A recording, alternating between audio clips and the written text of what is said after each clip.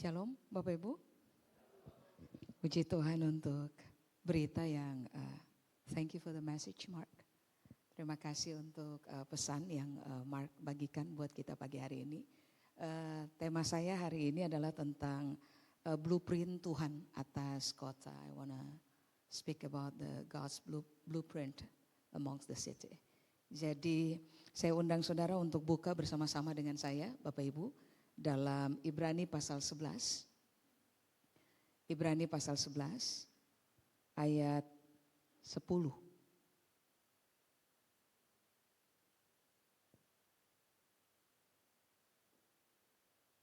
Sebentar, ini bukan Ibrani ini.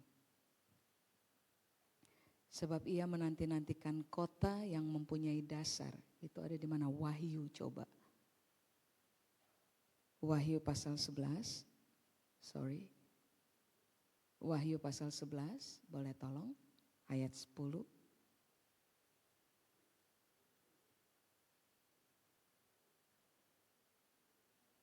Ada. Bunyi kalimatnya sebab. Betul ya? Ibrani 11 ayat 10.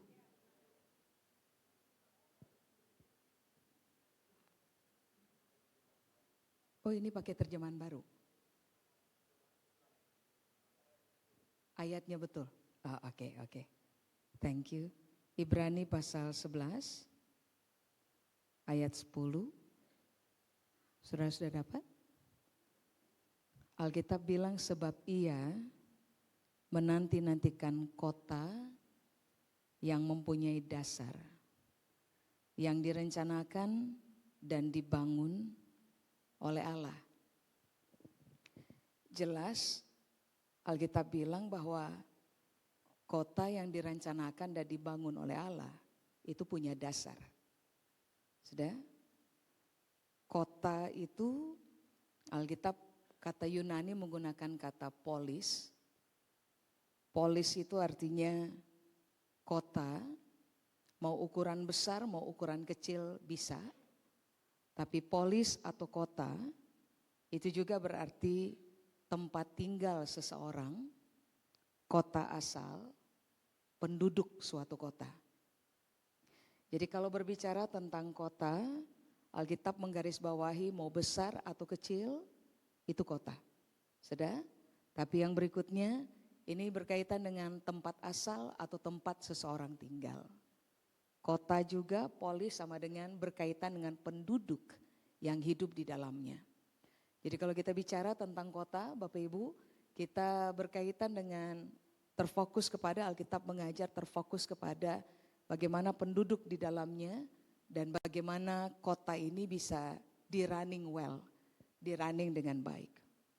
Kalau saudara memperhatikan bahwa Tuhan merencanakan dan membangun kota, maka kota yang Tuhan bangun, Alkitab bilang mempunyai dasar.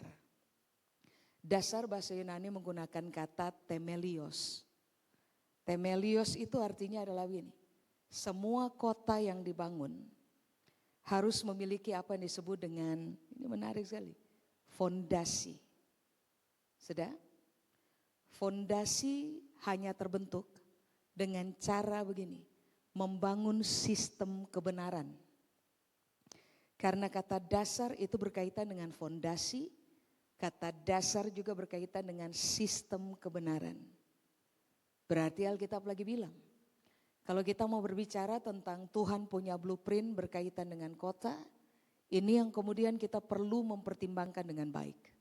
Bahwa kota harus memiliki yang disebut dengan fondasi, dan fondasi sebuah kota haruslah adalah begini, sistem kebenaran. Tidak ada kota yang solid terbangun, kuat bertahan, dan penuh dengan pengaruh kalau fondasi yang dibangun atau fondasi yang diletakkan bukanlah sebuah sistem kebenaran. Ya, secara yang kita pahami adalah begini, sistem benar itu bersumber dari Tuhan. Gereja adalah representatif Tuhan di bumi, betul?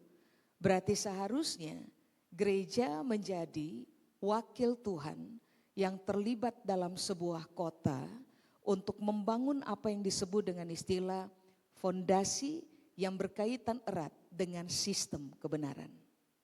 Berarti kalau dikaitkan dengan Tuhan punya blueprint berkaitan dengan kota dan kehadiran gereja dalam sebuah kota, saudara dan saya, maka ini yang Alkitab bilang. Kehadiran gereja seharusnya terlibat dalam upaya membangun sebuah sistem kebenaran dalam kota sebagai fondasi bagi itu kota. Itu desain Tuhan, itu cara Tuhan berpikir berkaitan dengan kota. Nah, kata dasar temelios itu juga berarti istilahnya begini Pak, Ibu. Sistem kebenaran sebagai fondasi sebuah kota. Isi di dalam sistem kebenaran haruslah begini. Ada nasihat di situ bagi kota, ada petunjuk di situ bagi kota, ada juga aturan main bagi kota, ada juga begini, cara menyelesaikan persoalan-persoalan dalam kota. Ada juga yang disebut dengan begini, mengatur ketetapan untuk supaya kota bisa mencapai tujuan Tuhan di dalam mereka. Jadi kalau mau berbicara tentang blueprint kota, Alkitab sebenarnya dari sejak awal berdasarkan Ibrani pasal 11 ayat 10, Alkitab lagi bilang, kalau kota berdiri, maka fokus pertama Tuhan adalah fondasi dalam kota itu. Ada sistem kebenaran yang dibangun enggak? Dan gereja harus terlibat di dalamnya. Ketika gereja terlibat untuk membangun sebuah sistem kebenaran dalam sebuah kota sebagai fondasi, Alkitab bilang ini, gereja harus tampil untuk memberikan nasihat dalam sebuah sistem kebenaran. Gereja harus tampil untuk memberikan petunjuk supaya kota punya fondasi kuat karena mengandung kebenaran-kebenaran yang terbangun dalam sebuah sistem. Gereja harus tampil untuk memberikan aturan-aturan main dalam sebuah kota sehingga pada akhirnya sistem kebenaran sebagai fondasi dalam kota itu berjalan dengan baik. Gereja juga harus tampil untuk begini Pak, Ibu, memberikan aturan-aturan yang berkaitan dengan penetapan tujuan. Kehadiran gereja dalam kota harus memberikan sebuah wawasan atau wacana kepada kota, apakah kota sedang mencapai tujuan atau tidak. Makanya mengapa ini yang perlu kita pertimbangkan.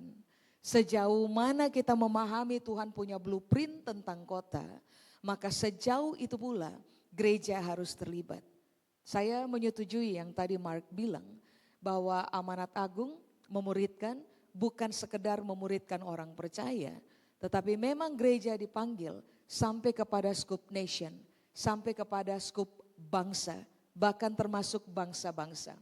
Kehadiran gereja seharusnya ada kepada titik begini Pak, Ibu, memuridkan bangsa. Tetapi supaya pada akhirnya daya jangkau saudara dan saya menjadi semakin meluas sampai kepada skup bangsa, kita perlu memulai dari tempat di mana kita tinggal. Dan hari ini saudara ada di Solo, Solo adalah kota di Indonesia, berarti skup yang saudara dan saya harus mulai terbiasa bermain di dalamnya adalah skup kota. Dan ingat ini baik, kalau berkaitan dengan blueprint, ini yang Alkitab berupaya ajarkan kepada kita. Perhatikan fondasinya. Adakah sebuah sistem kebenaran yang telah dibangun dalam kota ini dan gereja harus menjadi wakil Tuhan untuk mencermati apakah sistem benar telah dibangun sebagai fondasi bagi kota ini atau tidak. Soal kita paham Pak Ibu, tanpa sistem yang solid, gagallah segala sesuatu yang dibangun, betul? Keluarga kalau tidak memiliki sistem yang solid, keluarga akan hancur. Perusahaan kalau tidak memiliki sistem yang solid, perusahaan akan hancur. Apalagi keuangan, kalau tidak memiliki sistem yang solid, maka keuangan akan hancur. Termasuk kota, pemerintahan, kalau tidak memiliki sistem yang solid, maka pemerintahan akan hancur. Kalau Tuhan mendesain kota dan memulainya dengan sebuah sistem kebenaran sebagai fondasi, maka saudara dan saya harus mulai berpikir, kita tinggal di kota, kita harus menjadi orang-orang percaya yang mencermati. Apakah kota ini fondasinya tersusun di dalam sistem kebenaran atau tidak? Sebab kalau tidak, maka cepat atau lambat, fondasi tidak kuat, apapun yang bangun dalam kota ini akan gugur juga. Cukup jelas ya Bapak Ibu? Ingat ini baik, ternyata blueprint Tuhan berkaitan dengan kota itu masuk pada kategori hal ini Pak Ibu. Saya ulang ya, karena ini penting. Fondasi, sistem kebenaran, nasihat, memberikan petunjuk.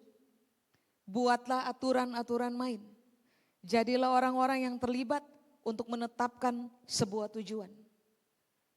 Kata dasar, kota yang memiliki dasar, Alkitab juga bilang begini, kota yang mampu untuk menyelesaikan persoalan-persoalan di dalamnya. Dasar, kota yang punya dasar adalah kota yang mampu untuk memperbaiki apa saja yang perlu diperbaiki dalam kota, temelios. Nah, Alkitab mengajarkan kepada saudara dan saya bahwa ini blueprint kota. Berarti coba pertimbangkan dengan baik. Solo, Solo Raya, Klaten, daerah-daerah yang lain. Coba pertimbangkan, sistem yang terbangun sudah benar atau belum? Fondasinya sudah kuat atau belum? Kota ini kaya dengan nasihat benar atau tidak? Ada petunjuk-petunjuk dari orang benar yang kemudian mulai dibicarakan kepada pemerintahan kota dan orang-orang berkepentingan yang duduk pada kursi-kursi penting dalam kota atau tidak. Gereja sudah terlibat dalam persoalan memperhatikan aturan main yang diperlakukan dalam kota betul-betul adalah aturan main yang nantinya kalau dikerjakan akan menyelesaikan masalah dalam kota atau tidak. Akan memperbaiki hal-hal di dalam kota atau tidak. Ini yang perlu kita pertimbangkan baik. Ketika Tuhan membangun sebuah kota, kota dengan dasar, berarti Alkitab bilang ini, Tuhan pun mengatur ada ketetapan-ketetapan yang kalau dikerjakan akan membuat kota mencapai tujuan. Sekarang ini yang gereja di dalam kota perlu mempertimbangkannya. Tujuan dari kota ini apa? Apakah gereja bisa hadir untuk mengatur, terlibat mengatur ketetapan-ketetapan sehingga kota ini bisa mencapai tujuan atau tidak? Sebab kalau sampai gereja hanya bermain seputar persoalan spiritual saja, persoalan di dalam saja, maka gereja belum menjadi gereja yang sebenarnya yang Tuhan tempatkan dalam sebuah kota untuk melepaskan pengaruh bahkan meletakkan dasar yang kuat untuk pembangunan sebuah kota. Cukup jelas ya Bapak Ibu? Nah menariknya Alkitab bilang begini Pak Ibu. Ia menanti-nantikan kota yang mempunyai dasar. Lalu Alkitab bilang kota yang mempunyai dasar, satu direncanakan oleh Tuhan, dua dibangun oleh Tuhan. Saudara harus memahami arti dari kata direncanakan. Dalam bahasa Yunani kata direncanakan menggunakan kata demiorgos.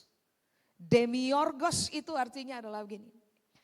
Tuhan memposisikan dirinya sebagai pekerja untuk rakyat. Ulang. Waktu Tuhan membangun sebuah kota yang punya dasar, Alkitab bilang begini, Tuhan merencanakannya.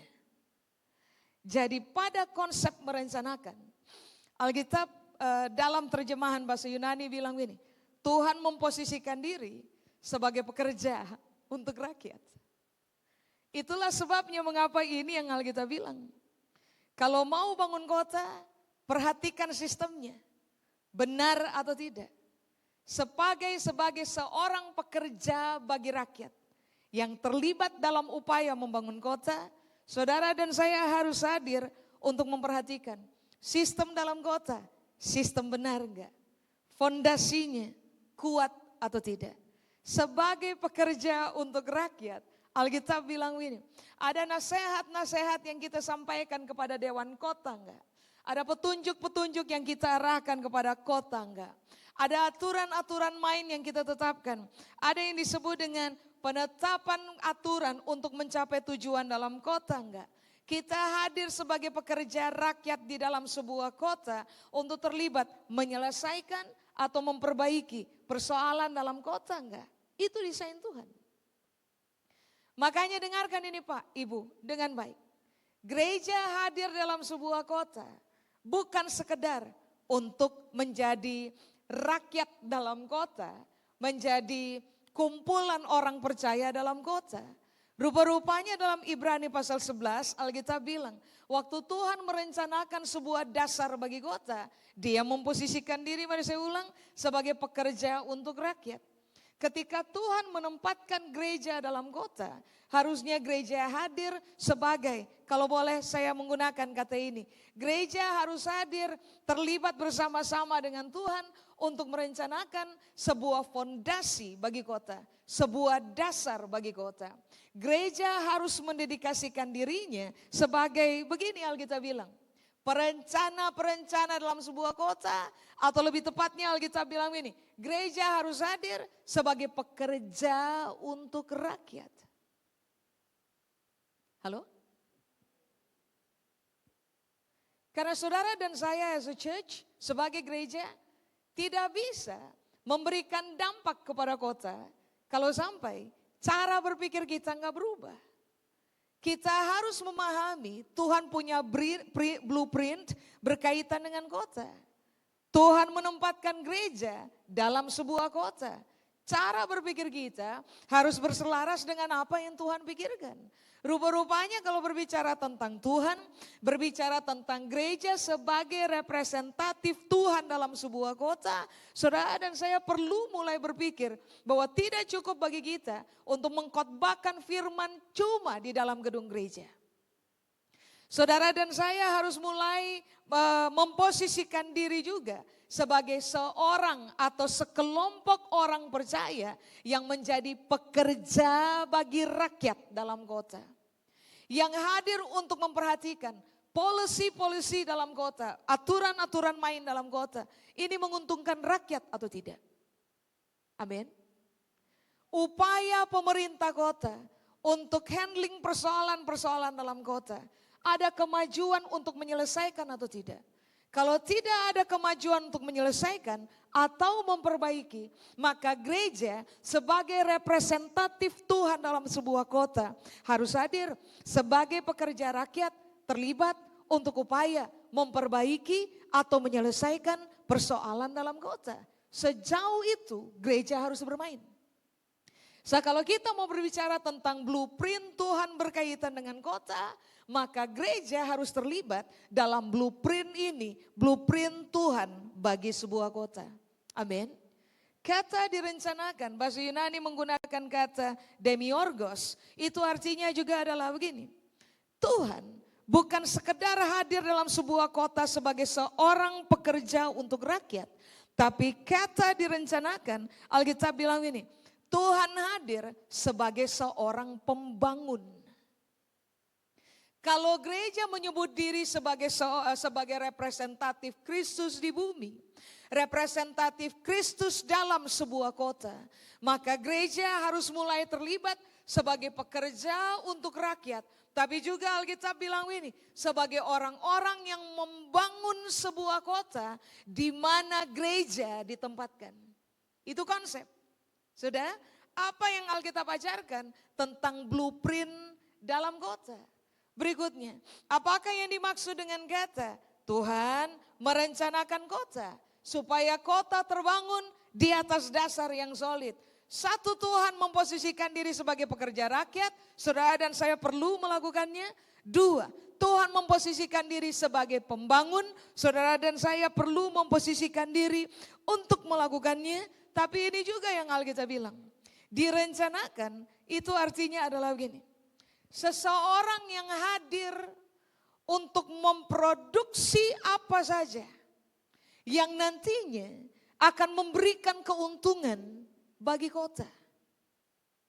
Makanya kalau bicara tentang God's blueprint, Tuhan punya blueprint berkaitan dengan kota, ini yang Alkitab bilang. Satu, kamu harus memilih, gereja harus memilih untuk menjadi pekerja bagi rakyat. Dua, gereja harus memilih untuk menjadi pembangun di dalam kota. Tapi yang ketiga Alkitab bilang, waktu Tuhan rancang kota atau merencanakan kota, ini yang sedang dia pertimbangkan. Harus ada banyak produk yang keluar dari pihak Tuhan. Untuk pada akhirnya bisa menolong kota mengalami keadaan terbangun atau diperbaiki.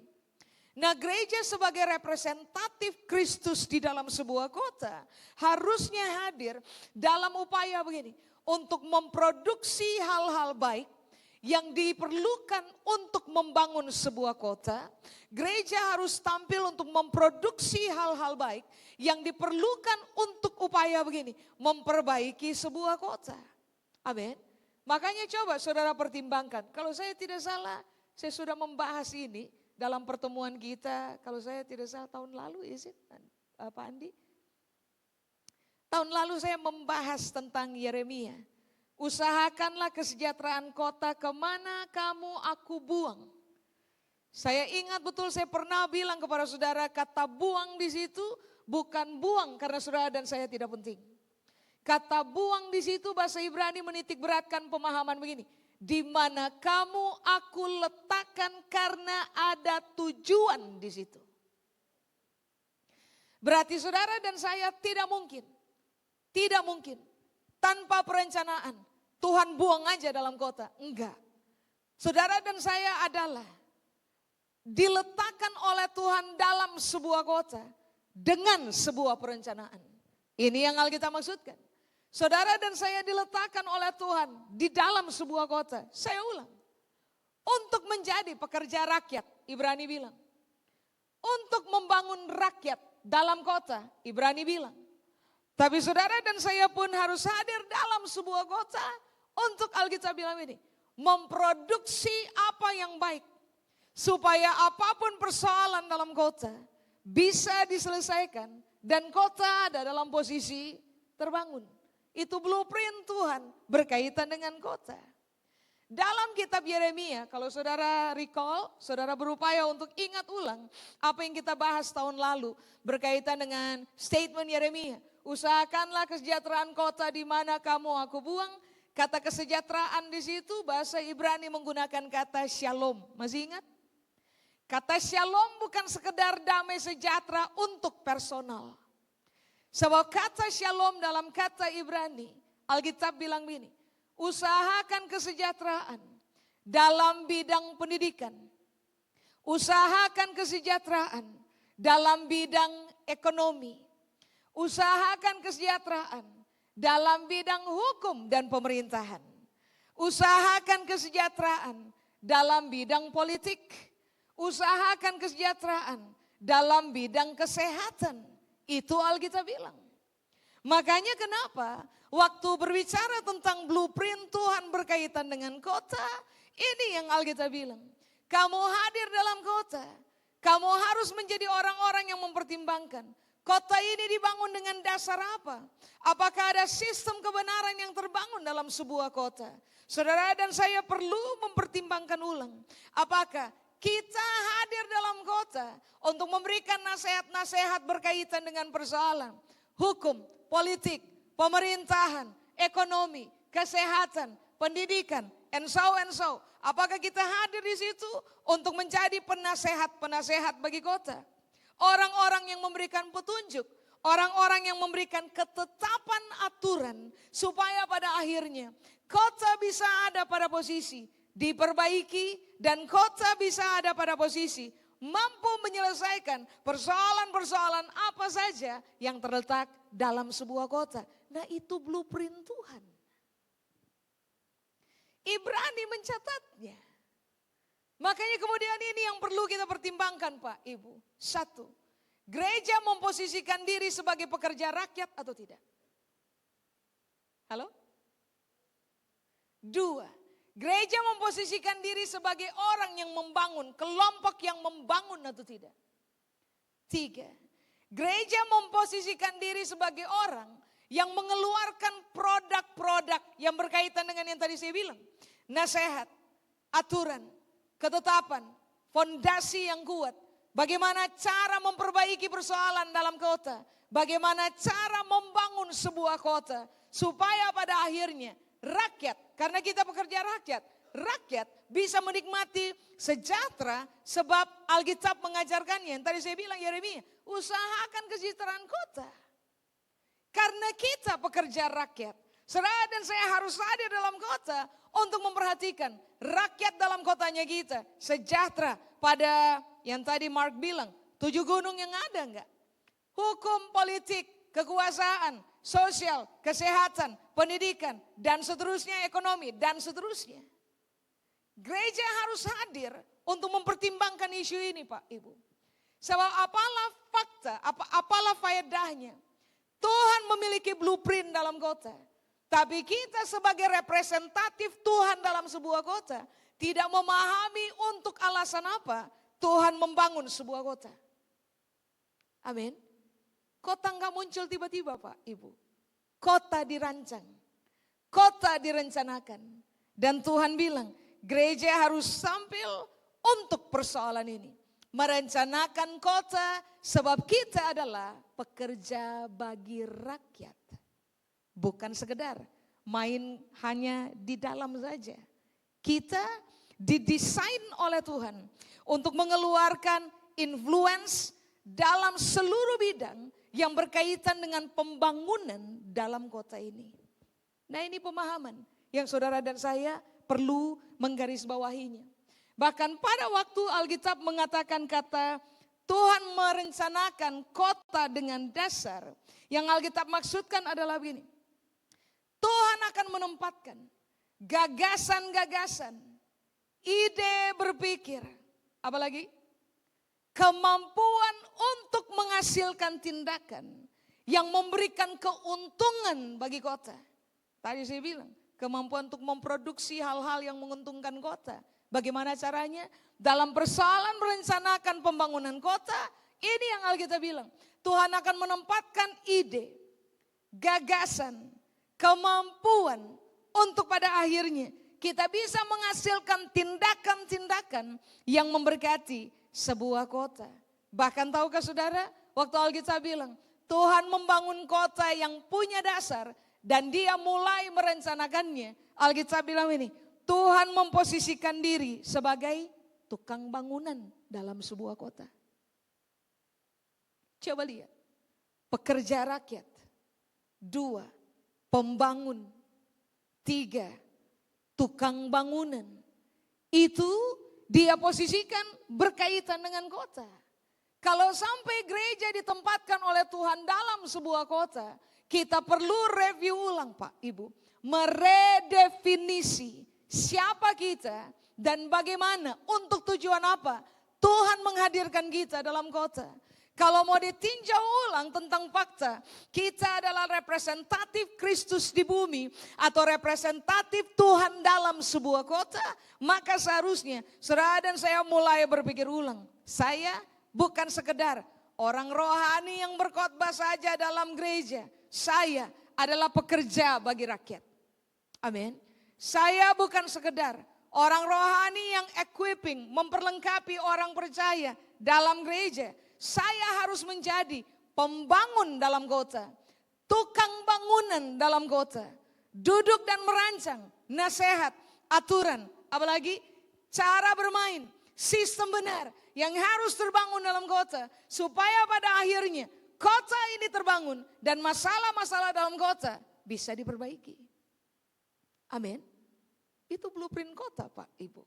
Blueprint Tuhan berkaitan dengan kota. Tadi Alkitab bilang, ia menanti-nantikan kota yang mempunyai dasar.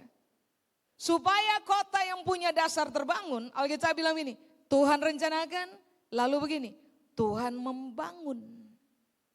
Kata dibangun di situ teknites. Dari kata teknites bahasa Yunani, hari ini kita dapatkan kata teknis. Teknik. Jadi tahukah saudara bahwa dari sejak awal Alkitab lagi memberitahukan kepada kita. Waktu Tuhan bangun sebuah kota yang punya dasar. Dia adalah tipikal orang yang sangat mahir dalam persoalan berpikir taktis. Ya, gereja sebagai representatif Tuhan dalam sebuah kota. Saya suka tadi Mark bilang bahwa kita perlu mahir menyusun strategi. Karena ternyata begini, untuk membangun kota yang memiliki dasar yang kuat, sehingga kehadiran kita bisa sangat mempengaruhi sebuah kota. Saudara dan saya harus hadir sebagai orang-orang percaya yang memiliki pemikiran taktis. Mahir dalam menyusun strategi. Sebab kita representatif Kristus. Bagaimana mungkin kota ini bisa mengalami transformasi dalam beragam bidang. Kalau ternyata pekerja rakyatnya tidak memiliki kemampuan untuk berpikir taktis dan strategis. Bagaimana mungkin kota ini bisa mengalami transformasi apabila saudara dan saya tidak memiliki yang disebut dengan kemampuan untuk membangun. Kemampuan untuk menjadi orang-orang yang bekerja di dalam kota bagi kepentingan rakyat. Saya ulang, mengeluarkan nasihat, terlibat dalam penetapan aturan, kebijakan-kebijakan dalam kota. Harusnya gereja hadir dan mulai terlibat sebagai penasehat-penasehat dalam kota. Supaya pada akhirnya transformasi, reformasi, perubahan dalam kota akan terjadi melalui saudara dan saya. Karena kita hadir dalam sebuah kota atau juga kalau Tuhan bawa kita kepada skop bangsa. Kehadiran kita dalam sebuah bangsa harusnya mempengaruhi policy-policy yang hendak ditetapkan oleh pemerintah. Sehingga akhirnya hadir ketetapan-ketetapan yang memberikan keuntungan bagi rakyat. Ingat, Tuhan berkaitan dengan kota, berkaitan dengan sebuah bangsa. Ini yang dia posisikan dirinya ada di dalamnya. Dia pekerjanya. Kita harus juga melakukan hal yang sama. Pekerja rakyat dalam sebuah kota. Pekerja rakyat bagi sebuah bangsa.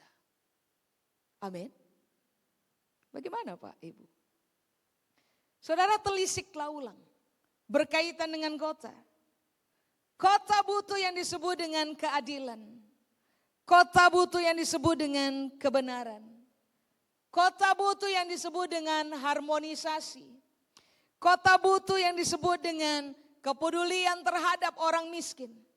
Kota butuh yang disebut dengan kemampuan atau berkembang dalam sisi ekonomi.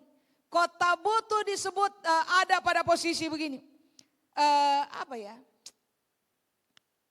Berjalan baik pada bidang bergerak dalam keadilan, pada bidang hukum, pemerintahan, jago membangun sistem politik yang nantinya harus menguntungkan rakyat. Kota harus mahir dalam dunia pendidikan. Semua orang secara internasional memahami prinsip ini. Bangsa yang besar adalah bangsa yang memberikan peluang sangat besar untuk pengembangan pendidikan. Kekuatan pendidikan menciptakan moral berkualitas bagi sebuah bangsa.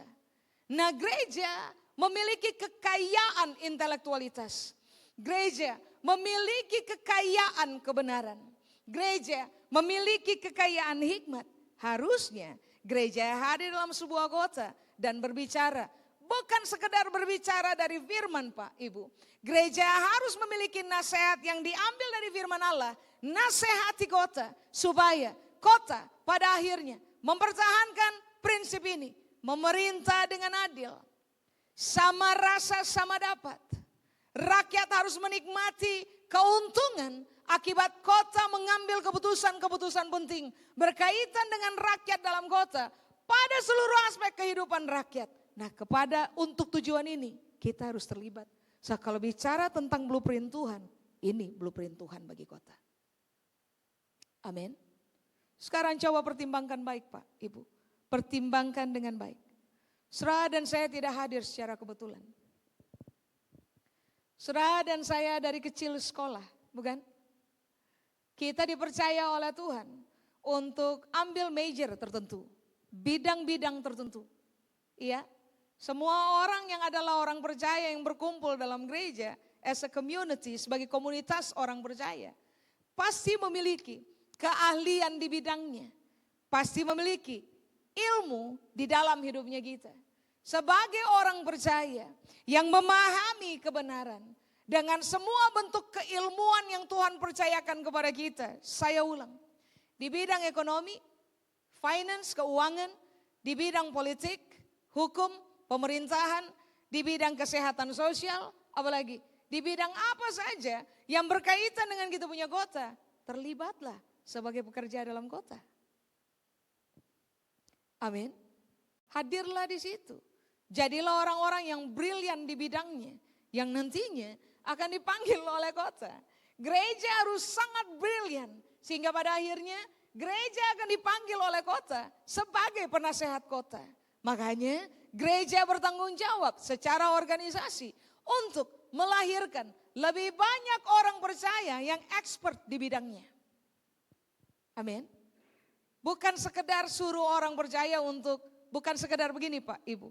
Jangan berdosa, jangan berbohong, jangan mencuri. Tapi gereja harus mengumpulkan orang percaya sesuai dengan mereka punya keahlian masing-masing. Equip orang percaya, didik orang percaya untuk mulai berpikir taktis dan strategik. Supaya pada akhirnya orang percaya menjadi semakin cemerlang pada bidang mereka. Kalau mereka cemerlang, kalau mereka ahli, maka orang percaya akan dipanggil oleh pemerintah kota sebagai penasehat yang menetapkan aturan bagi terlaksananya perbaikan dalam sebuah kota atau pembangunan dalam sebuah kota. Ini tanggung jawab kita Pak, Ibu. Ini tanggung jawab gereja. Ingat, waktu Tuhan merencanakan untuk meletakkan dasar bagi sebuah kota, Dia memposisikan dirinya. Saya ulang, pekerja rakyat. 2, pembangun. 3, tukang bangunan. 4, orang yang mengeluarkan produk-produk sehingga pada akhirnya kota yang dibangun akan berhasil. Kota yang dibangun akan diperbaiki. Kota yang dibangun akan steady, tegak, berdiri karena kehadiran Tuhan di situ. Kalau hari ini karena kehadiran orang percaya yang merupakan representatif Tuhan di sebuah kota. Amin Bapak Ibu. Coba pikirkan ulang. Sebagai orang-orang percaya yang menjadi wakil Tuhan dalam sebuah kota. Sejauh mana saudara dan saya telah mempersiapkan orang percaya dalam komunitas kita. Supaya pada akhirnya mereka harus paham begini. Mereka bukan sekedar hidup taat kepada firman Allah. Tapi mereka harus digiring kepada prosesi berpikir begini. Saya harus ahli di saya punya bidang. Kalau saya tidak ahli di saya punya bidang, orang tidak akan noleh kepada saya. Saya harus ahli di saya punya bidang, supaya pada akhirnya terang itu bersinar. Orang mempertimbangkan saya punya kehadiran. Orang membutuhkan nasihat, orang harus panggil saya. Kita harus menghasilkan orang-orang percaya pada kualitas ini Pak, Ibu. Baru nanti mari kita bicara tentang transformasi kota. Amin.